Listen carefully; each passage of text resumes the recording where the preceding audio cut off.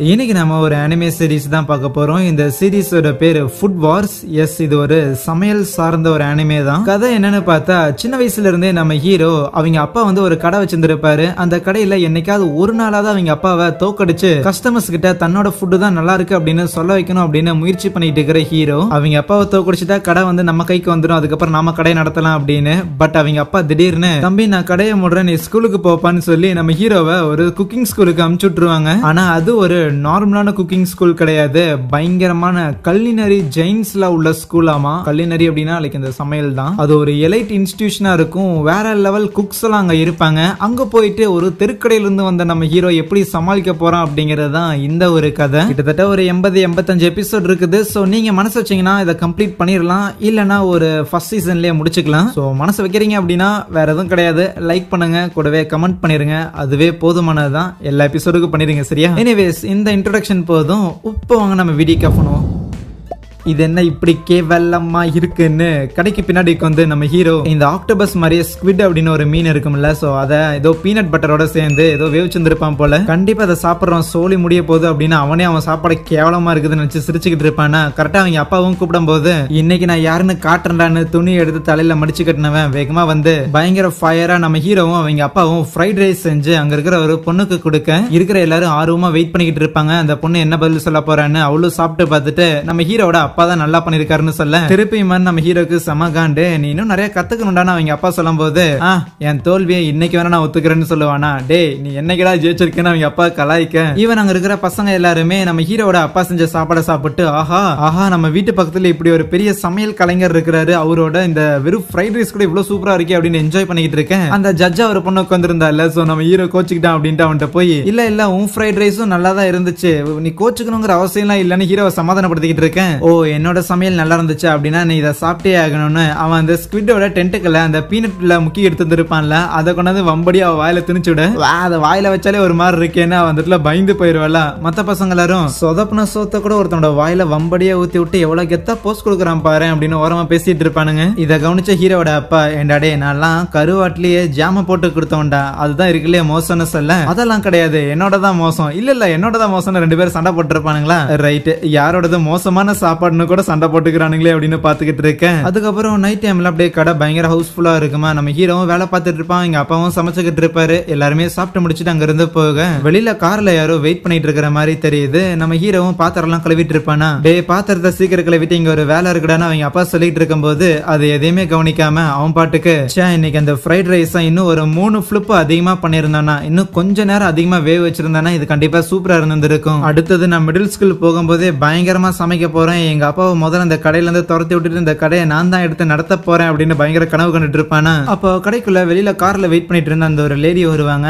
அவங்க ஒரு urban life பிளானராமா, அதாவது ஒரு பெரிய சிட்டியோ இல்ல ஒரு டவுனோ வந்து லைக் பிளான் பண்றாங்க அப்படின்னா அந்த பிளான் எல்லாம் போட்டு கொடுக்குற மாதிரியான ஒரு ஆளு. ஏற்கனவே வந்திருப்பா போல, பெருசா நம்ம ஹீரோ கண்டுக்காம அவங்களுக்கு ஏதாவது சோறு வேணுமா, இன்னைக்கு ஸ்பெஷல் இந்த டிஷ் இருக்குது அப்படின்னு சொல்லிட்டு இருப்பானா. நீ மெனு படிக்கிறத கேட்கறதுக்காக நான் வரல, ஏற்கனவே சொன்ன அதே மேட்டர் தான், இந்த இடத்துல நாங்க ஒரு பெரிய காம்ப்ளெக்ஸ் கொண்டு வரலாம்னு இருக்கிறோம், தேவையில்லாம நீங்க ரொம்ப அடம் பிடிச்சிட்டு இருக்கிறீங்கன்னு சொல்லும் போது நம்ம ஹீரோ, என்னப்பா எங்களை இந்த கடையை விட்டு துரத்தி விட்டுட்டு இந்த இடத்துல நீங்க வேற ஏதாவது ஒண்ணு கட்டலாம் அப்படின்னு முடிவு பண்றீங்க, அதானே, அதெல்லாம் நடக்காது, பொத்துன்னு கிளம்புங்கும் போது உனக்கு என்னைக்காவது மனமாற்றம் ஏற்பட்டுச்சு அப்படின்னா என்ன மறக்காம கான்டாக்ட் பண்ணுன்னு சொல்லிட்டு அவரோட பிசினஸ் கார்டை வைப்பான். சோ இந்த மாதிரியான சின்ன கடைகள்லாம் எவ்வளவு நாள் தான் உங்களால ஓட்டிக்கிட்டு இருக்க முடியும், வியாபாரம் பெருசா இருக்க போறது இல்ல, காசும் பெருசா வர போறது இல்ல, தினைக்கும் பொருட்கள்லாம் வாங்கணும், ரொம்ப கஷ்டம் இல்ல அப்படின்னு அவ சலிச்சுக்குவாளா. அதுக்கு ஹீரோ, நீ இந்த அளவுக்கு சலிச்சுக்கிற மாதிரி இங்க எந்த சீனும் கிடையாது, எங்களால கஸ்டமர்ஸுக்கு என்ன கொடுக்க முடியுமோ அதை நாங்க ப்ராப்பரா தான் கொடுத்துக்கிட்டு இருக்கிறோம், அப்படி எங்களுக்கு கஸ்டமரே வரமாட்டாங்க அப்படின்னா அன்னைக்கு வேணா கூப்பிட்டு அனுப்புறோம், அப்ப வாங்க அப்படின்னு சொல்லிட்டு அவரோட பிசினஸ் கார்டை எரிச்சு விட, கண்டிப்பா அன்னைக்கு நான் வருவேன்னு அவங்க இருந்து போவாளாம். அடுத்த நாள் நம்ம ஹீரோ ஸ்கூல் முடிச்சுட்டு திருப்பி வீட்டுக்கு வந்துட்டு இருக்கும் போது அவங்க அப்பா கால் பண்ணி, டே தம்பி எங்கடா இருக்கிறேன்னு கேட்க, இதோ இந்த மாதிரி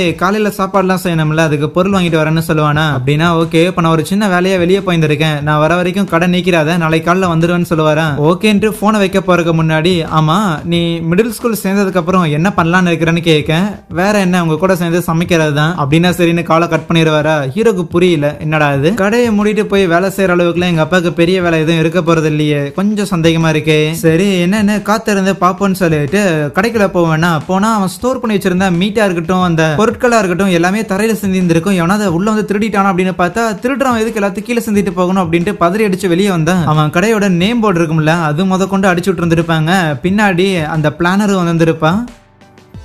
உங்க கடைக்கு வந்து சாப்பிடலாம் அப்படின்னு பார்த்தா என்ன கடையோட நேம் போர்டு முத கொண்டு அடிச்சு வச்சிருக்கீங்க. இருந்தாலும் ஒரு கஸ்டமரா உங்க கடையில தான் நான் மீட் சாப்பிடணும்னு நினைக்கிறேன்ட்டு அங்க இருக்கிற ஸ்டூல்ல போய் உட்காந்து நம்ம ஹீரோ கிட்ட டிமாண்ட் பண்ணுவா எனக்கு செஞ்சு கொடுன்னு. நம்ம ஹீரோ அமைதியா இருக்கிறத பார்த்துட்டு என்னம்மா கண்ணு நேத்து தான் என்னமோ உன் கஸ்டமருக்கு சாப்பாடு செஞ்சு கொடுக்க முடியலன்னா கடை இழுத்து முடிட்டு போவ அப்படின்னு சவால் விட்டு இருந்தேன். நான் உன்னோட கஸ்டமர் காசு கூட கொடுக்குறேன்ப்பா, எனக்கு சமைச்சு கொடுக்க மாட்டேயா என்ன, சமைச்சு கொடுக்க முடியலன்னா கடையை கீது மூடிட்டு போக போறியா என்ன. சூடான ஹீரோவும் அவனோட ஹெட்பேண்ட் எடுத்து அப்படியே தலைவர் ஸ்டைல சுத்திட்டு வா வா இன்னைக்கு இருக்குது உனக்கு, இன்னைக்கு நான் சமைக்கிற கறியும் வாயில வெண்ண மாதிரி போச்சுன்னு வையன், இதோட நீ சாத்தின்னு கிளம்பணும் சரியானு அந்த இடத்துல நம்ம ஹீரோவும் கொடூரமா சமைக்க ஆரம்பிக்கிறானா. அவன் அந்த இடத்துல அந்த இன்கிரிடியன்ட்டை மேக் பண்றதே அந்த அளவுக்கு ஆசமா இருக்கு. அந்த பிளானருக்கு லைட்டா ஜர்க்கா இருந்து கூட இருக்கிறவங்கிட்ட டே ஃப்ரிட்ஜ்ல இருக்கிற எல்லா கறியும் தூக்கி வச்சிட்டீங்கன்னு கேட்கும்போது ஆமா மேடம் இருக்கிற எல்லாத்தையும் தூக்கி வச்சுட்டேன். ஓகே டே குட்டி பையா இங்க பாரு நான் கறி தான் கேட்டேன் வேற ஏதாவது கொடுத்தீங்கன்னா ஏத்துக்க மாட்டேன்னு சொல்லுவாளா. எதையுமே கண்டுக்காம நம்ம ஹீரோ அந்த பொட்டேட்டோ வச்சு சமையெல்லாம் செஞ்சு முடிச்சுட்டு கடைசியா அவன்ல வச்சு வெளியே எடுக்க அத சோ கால்டு போர்க்குன்னு சொல்லுவானா. புரியலன்னு கேட்கும்போது அவன் நாளைக்கு பிரேக்ஃபாஸ்டுக்காக சில பொருட்கள்லாம் வாங்கிட்டு வந்துருப்பானா அதை வச்சுதான் அதை செஞ்சிருந்திருப்பான். அந்த பிளானர் அதை ஏத்துக்க மாட்டா. போடாடே நான் எவ்வளவு ஹை கிளாஸான ரெஸ்டாரண்ட்லாம் சாப்பிட்டு இருந்திருக்கேன் தெரியுமா, சொன்னதை நச்சுன்னு கொண்டு வருவாங்க. உன்னோட டப்பா கடையில நான் வந்து உட்கார்ந்ததே பெரிய விஷயம், இதுல நான் கேட்டதுக்கு மாறா வேற நீ தருவியாடா அப்படின்னு அவ கேட்கும்போது முதல்ல சாப்பிட்டு பேசுமானு ஹீரோ பிளேட்டை தள்ளுவானா. பெருசா என்ன இருக்க போதுன்னு இவளுக்கும் அந்த ஸ்மெல் எல்லாம் பயங்கரமா பிடிச்சிருக்கு. இருந்தாலும் அப்படியே ஒரு மாதிரி டெரரா இருந்துகிட்டு எடுத்து ஒரு ஸ்பூனை வாயில வைப்பா, அவ உடம்பே ஒரு மாதிரி உருகுற மாதிரி போயிரும். பயங்கரமா அதை என்ஜாய் பண்ணிக்கிட்டு இருக்கேன். என்னம்மா கண்ணு உணவு ரொம்ப ருசியா இருக்குதோ, எவன் ரெஸ்டாரண்ட் அசிங்கமா பேசினியும் அவன் ரெஸ்டாரண்ட்ல செய்யப்பட்டதுதான் இது.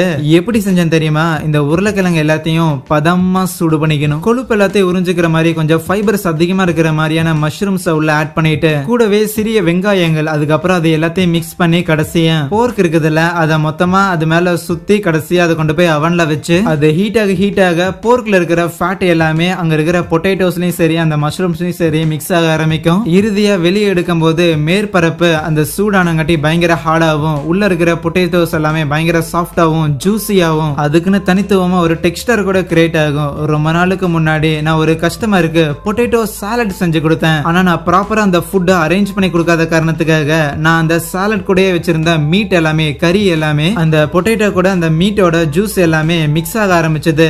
அதை தான் நான் ஒரு இன்ஸ்பிரேஷனா இந்த ஒரு டிஷ்ஷுக்காக எடுத்துக்கிட்டேன். சிம்பிளா சொல்ல போனா நான் வேற ஒன்ன பண்ண ட்ரை பண்ணி ஃபெயில் ஆன ஒரு டிஷ் தான் இதுங்கும் போது நான் கேட்ட கறி இது கிடையாது அப்படின்னு அந்த பிளான் ஒரு எவ்வளவு சொல்ல ட்ரை பண்ணுவா. இருந்தாலும் அந்த சாப்பாடோட சுவை அவளை இதுல சொல்றது வந்து தடுக்குது. அடுத்த பீஸ் எடுக்கலான்னு போனா நம்ம ஹீரோ சாப்பாடை எடுத்துட்டு நீ எனக்கு ப்ராமிஸ் பண்ணு திருப்பி இங்க வர மாட்டேங்கன்னு சொல்லுங்கன்னு கேட்க இல்ல நான் கண்டிப்பா வருவேன்னு சொல்லுவாளா. அப்படின்னே அந்த சாப்பாடு உனக்கு கிடையாது, சரி இதை யாரும் சாப்பிட போறது இல்ல அப்படின்னா கொண்டு போய் வெளியே கொட்டலான்னு போகும்போது அந்த பிளானரும் சரி நாங்க திருப்பி வர மாட்டோம் நான் கண்டிப்பா ப்ராமிஸ் பண்றேன் அப்படிங்கும் போது ஓகேன்னு சொல்லிட்டு நம்ம ஹீரோ அதை கொண்டாந்து வைப்பானா. அதுக்கப்புறம் இருக்கிற எல்லாருமே அதை ஒவ்வொரு பீசஸ் எடுத்து சாப்பிட கம்ப்ளீட்டா அந்த இடத்துல பிளாட்டே ஆயிருவாங்க. சோ அந்த அளவுக்கு ரொம்ப நல்லா இருந்திருக்காமா. நம்ம ஹீரோக்கு பயங்கரமான கெத்து பாத்தியா ஒரே சமையல்ல மொத்த பிரச்சனையை முடிச்சிட்டேன்னு. அடுத்த நாள் பயங்கர நார்மலா ஆரம்பிக்குது. நம்ம ஹீரோமே அவன் கடைக்கு மேல இந்த பேர்லாம் அடிச்சுட்டு இருந்தாங்கல்ல அதையெல்லாம் போய் அப்படியே தொடச்சுக்கிட்டு இந்த கடைங்கிறது என்னோட கோயில் மாதிரி, இந்த கடையில இருந்து தான் என்னோட சமையல் கலை மொத்தத்தையும் நான் இறக்கி கத்துக்க போறேன், அதனால இந்த கடையை மூடுறதெல்லாம் வாய்ப்பே இல்லைன்னு நினைச்சிட்டு வச்சுட்டு இருப்பானா. அந்த இடத்துக்கு வந்த ஹீரோட அப்பாவும் டே என்னடா ஆச்சுன்னு கேட்க